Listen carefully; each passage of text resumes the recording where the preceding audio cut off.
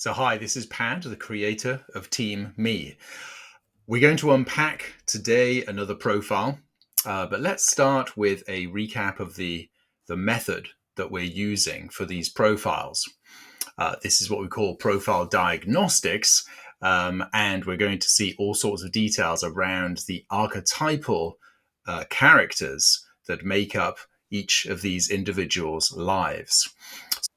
What we do every time we have an engagement is that we provide each individual who comes to us with a 2-page summary, a summary profile report.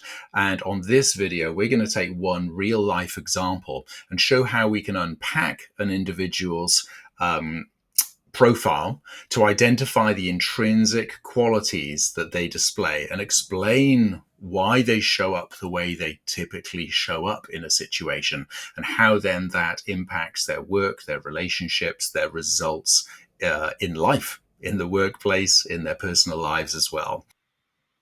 So let's look at this profile for a lady called Adina. We have immediately a view of the power profile, which is Mystic Lover.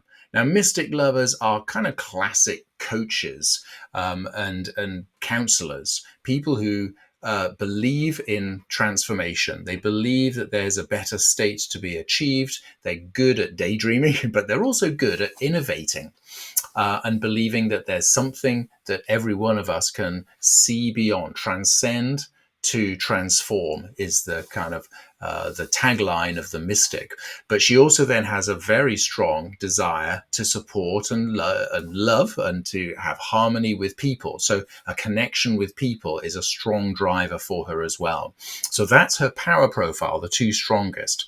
Now, what's interesting is that those, albeit they are very strong right brain characters, are given a little bit of balance here by the next two characters.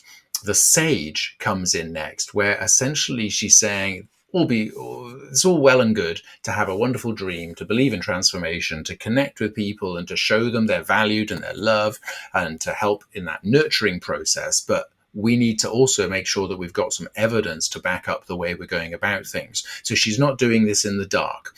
She wants to make sure that she's doing things logically, sensibly, rationally. So that's a third voice, and it is a third voice to the others, but it's not far behind. So it's not, it's by no means silent.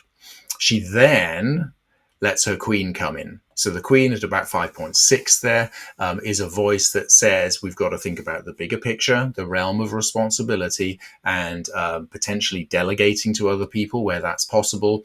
But that voice comes on in after the others. Now, interesting here that the last two characters that she's got are the warrior and the jester. Rather different characters, but it's interesting to see how at the same level of intensity, those two characters are then going to be jostling in her mind for the next thing to say, the next thing to do. So the warrior is going to be saying, right, now let's push through, let's get into action. If things aren't moving, let's force it through. And the jester is going to be going, it's time to play. Now, can you see how that can be causing a little bit of tension? They are both very strong characters. Now, overall, I have to round this up by saying every character is over 5, which means they are strong and they are mature. This means two things. First of all, if she's speaking to somebody else who's got a very strong character in any one of these, sovereign, warrior, sage, mystic, lover, or jester, she's able to have a good conversation with them. She's not going to disconnect in terms of wavelengths. She's going to be able to get to them where they are. So if she is a counselor, and I've no idea whether she is or not, because this was randomly selected, or if she's a coach, then she has the ability to go to those places where other people are at mentally and psychologically. So that's really interesting. Also, that there's no huge contrast here. You know, we've got less than 2 steps or just 2 points in the whole measurement scale here between her highest character and her lowest character. That's a sign of maturity, of the ability to be able to go to whatever fire is facing or whatever opportunity is appearing. So that's really interesting. So none of them are hyper strong, 8, 9 or above. But they are very mature, very strong, and this shows some sign of leadership. because of her ability to have a sense of self-control, and that there's nothing unbalanced here that we might need to be concerned about. So that's her profile. I wonder what you saw in that when it first came up for you. Now, you can complete your own profile online and get your power profile instantly. You go to teamme.app, you do a simple registration process, you answer 30 rapid questions, and in 90 seconds, you get your 2 strongest character types displayed for you online. Now, if you want to go deeper than that, and you want to see these fuller reports, well, we can map and unpack the dynamics of your leadership and your executive teams. So we can reveal performance shifting insights in very, very little time and see significantly improved collaboration and productivity, which usually appears in just a matter of days as people have this new way of looking at themselves and others on the team.